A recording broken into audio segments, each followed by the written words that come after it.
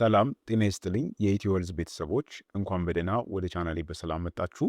ዛሬ በኩሽናችን ውስጥ ስለሚገኝ ነገር ግን ጥቅሙን በውል ስላልተረዳነው አንድ እጅግ አስደናቂ ቅመም እንነጋገራለን። እሱም ቅርንፉድ ነው። ቅርንፉድ በምግብ አሰራር ውስጥ ለየት ያለ መዓዛና ጣዕም ለመስጠት እንደምንጠቀምበት ይታወቃል። ነገር ግን ይህንን ትንሽ ቅመም በየቀኑ ጠዋት ጠዋት 2 ፍሬ ብቻ በአፋችን ውስጥ ከቶ ማኘክ በሰውነታችን ላይ ምን አይነት ተአምር ሊፈጥር እንደሚችል አስባችሁ ታውቃላችሁ? ብዙዎቻችን ውድ የሆኑ ክኒኖችንና ማሟያዎችን ወይንም ሰፕሊመንቶችን ፍለጋ እንሮጣለን። እውነተኛ ጤና ግን እጃችን ላይ ባለው በዚህ አነስተኛ የተፈጥሮ ስጦታ ውስጥ ይገኛል። በዚህ ቪዲዮ ውስጥም በየቀኑ 2 ፍሬ ቅርንፉድ ብቻ ማኘክ በሰውነታችን ላይ የሚያመጣቸውን አስገራሚና በሳይንስም የተረጋገጡ የጤና ለውጦችን በዝርዝር እንመለከታለን። ቪዲዮን እስከ መጨረሻው በመከታተል ይህ ቀላል ልምድ ሕይወታችሁን እንዴት እንደሚቀይረው እወቁ። መልካም ቆይታ ይሁንላችሁ። አንደኛ፣ የአፍና የጥርስ ጤናን ይጠብቃል።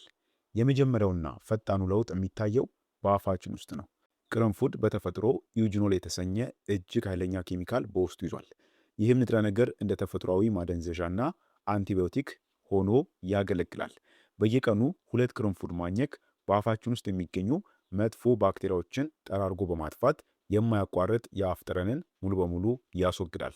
ከዚህም በላይ የድድ መድማትን፣ ማበጠንና የጥርስ መበስበስን በከፍተኛ ሁኔታ ይከላከላል። የጥርስ ህመም ሲሰማችሁም የቅርንፉድ ፍሬውን በዚያ ጥርስ መጋጠሚያ ላይ አድርጋችሁ ስታኝኩት ህመሙ ወዲያውኑ የመቀነስና የመደንዘዝ ባህሪን ያሳያል። ስለዚህ ውድ የሆኑ የአፍ መታጠቢያዎችን በመተው በየቀኑ 2 ቅርንፉድ ማኘክ ንጹህ፣ ትኩስና ጤናማ የአፍ ጠረን እንዲኖረን ያደርጋል። ሁለተኛ፣ የምግብ መፈጨት ስርዓትን ያቀላጥፋል። ሁለተኛው አስደናቂ ለውጥ የሚጀምረው በቀጥታ በሆድ ዕቃችንና በምግብ መፈጨት ስርዓታችን ላይ ነው። ብዙዎቻችን ከምግብ በኋላ የሆድ መነፋት፣ የጋስ መከማቸት፣ የማቃጠል ስሜት ወይንም የምግብ በአግባቡ አለመፈጨት ችግር በተደጋጋሚ ያጋጥመናል። ቅርንፉድ በሚታኘክበት ጊዜ በአፋችን ውስጥ የምራቅ መመረትን በከፍተኛ ሁኔታ ከመጨመሩም በላይ በሆዳችን ውስጥ ያሉ የምግብ መፈጨት ኤንዛይሞች ማለትም ዳይጀስቲቭ ኤንዛይምስ በንቃት እንዲሰሩ ያነቃቃቸዋል።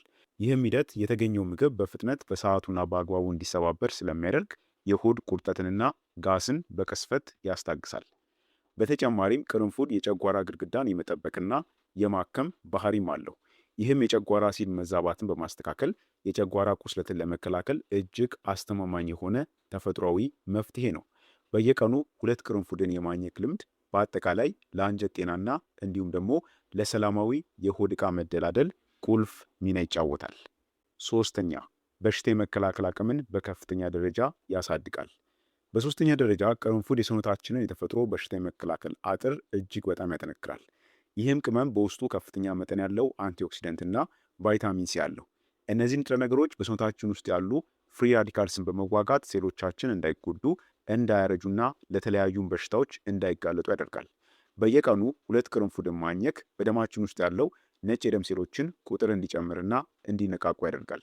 ነጭ የደም ሴሎች ደግሞ ሰውነታችንን ከተለያዩ የባክቴሪያ፣ የቫይረስና እንዲሁም የፈንገስ ኢንፌክሽኖች የሚከላከሉ ዋነኛ ወታደሮች ናቸው። በተለይ የአየር ንብረት በሚቀያየርበት ወቅት በየቀኑ ቅርንፉድን ማኘክ ከጉንፋን፣ ከሳልና ከጉሮሮ ህመም በዘላቂነት ይጠብቃል። አራተኛ፣ የደም ስኳር መጠንን ያስተካክላል እንዲሁም ጉበትን ያጸዳል። አራተኛውና ለብዙዎቹ አዲስ ሊሆን የሚችለው አስደናቂ ለውጥ ቅርንፉድ በደም ውስጥ ያለውን የስኳር መጠን የመቆጣጠርና እንዲሁም የጉበትን ጤና የመጠበቅ ከፍተኛ አቅሙ ነው። የሳይንስ ጥናቶች እንደሚያሳዩት በቅርንፉድ ውስጥ የሚገኙ ንጥረ ነገሮች በሰውነታችን ውስጥ የኢንሱሊን ሆርሞን ስራን ይሰራሉ። ይህ ማለት ሴሎቻችን በደማችን ውስጥ ያለውን ስኳር በአግባቡና በቁጠባ እንዲጠቀሙ በማድረግ የስኳር መጠን ከልክ በላይ ድንገት እንዳይጨምር ያደርጋሉ። ይህም ለስኳር ህመምተኞች ወይንም ለቅድመ ስኳር ተጋላጭ ለሆኑ ሰዎች ታላቅ የምስራች ነው። ከዚህ ጎን ለጎን ቅርንፉድ ጉበታችን በውስጡ የያዘውን መርዛማ ነገር አጣርቶ በብቃት እንዲያስወግድ ከፍተኛ ድጋፍ ያደርጋል። በውስጡ ያለው ዩጅኖል ውህድም የጉበት ሴሎች እንዳይጎዱና በስብ እንዳይሸፈኑ ስለሚከላከል ጠቅላላው ሰውነታችን ንጹህ እንዲሁም ደግሞ ንቁ እንዲሆን ያደርገዋል። አምስተኛ፣ የአጥንት ጥንካሬን ያሻሽላል እንዲሁም የቁርጥማት ህመምን ይቀንሳል። አምስተኛው አስደናቂ ለውጥ በቀጥታ በአጥንታችን በመገጣጠሚያችንና በሰውነታችን የህመም ስሜቶች ላይ የሚታይ ነው። ቅርንፉድ ማንጋኒዝ የተሰኘ እጅግ ጠቃሚ ማዕድን በከፍተኛ መጠን በውስጡ አለ። ይህ ማዕድን ለአጥንት መፈጠር ጥንካሬና እድገት ወሳኝ ሚና ያለው በመሆኑ በየቀኑ 2 ቅርንፉድን ማኘክ ዕድሜያችን እየገፋ ሲሄድ የሚመጣውን የአጥንት መሳሳት ወይንም መሸርሸርን በከፍተኛ ሁኔታ ይከላከላል። ከዚህ በላይ ቅርንፉድ ኃይለኛ የህመም ማስታገሻና እብጠትን የመቀነስን ባህሪ ያለው በመሆኑም የማያቋርጥ የመገጣጠሚያ ህመም፣ የሩማቶይድ ወይም ደግሞ የጡንቻ ቁርጥማት ላለባቸው ሰዎች ይህንን ልምድ ማዘውተር የህመም ስሜታቸውን በተፈጥሮ መንገድ በፍጥነት ያስታግስላቸዋል።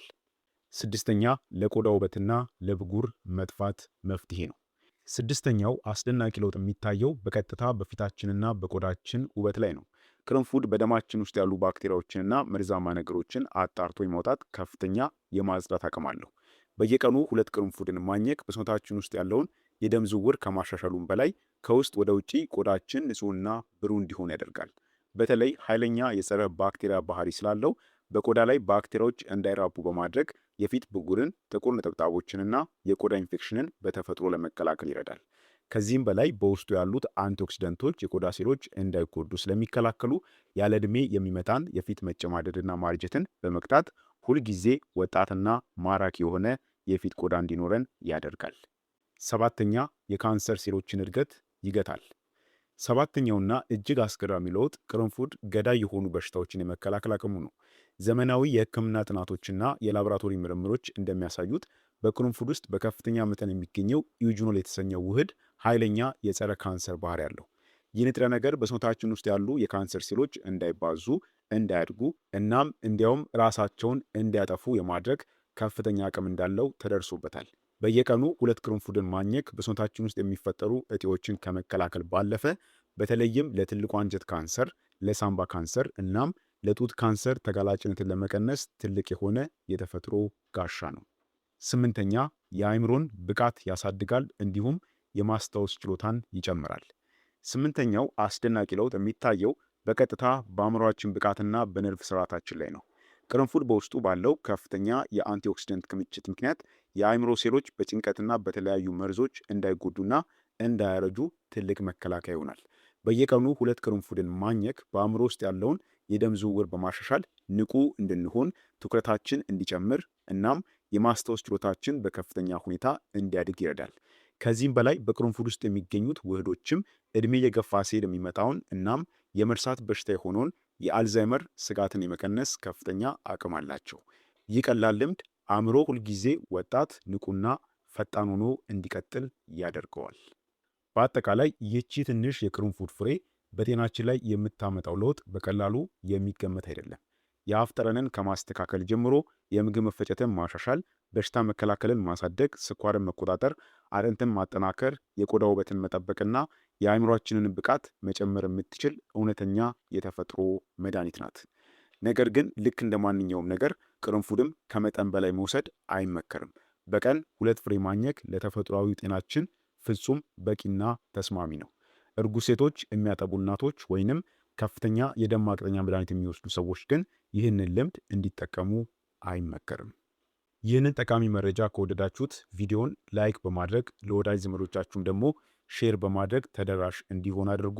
ለዛሬ በዚህ ቃን በቀጣይ በሌላ አስተማሪ በሆነ የጤና ትምህርት የምንገናኝ ይሆናል። እስከዛው በጤና ቆዩልኝ። ቸር ሰንብቱ።